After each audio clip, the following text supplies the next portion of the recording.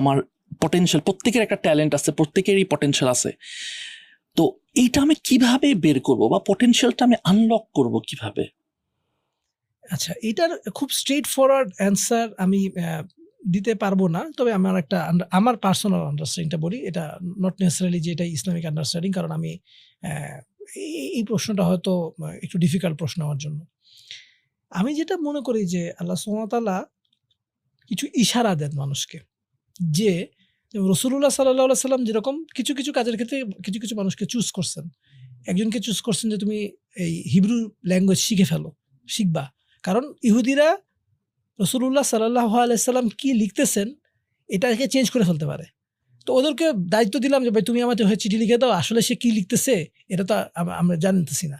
তো এই কারণে রাসূলুল্লাহ সাল্লাল্লাহু আলাইহি সাল্লাম বললেন যে তোমার ইহুদিদেরকে দিয়ে চিঠি লেখানো যাবে না, ওদেরকে দিয়ে পড়ানো যাবে না। তুমি ল্যাঙ্গুয়েজ শিখে ফেলো। তুমি লিখবা, তুমি পড়বা।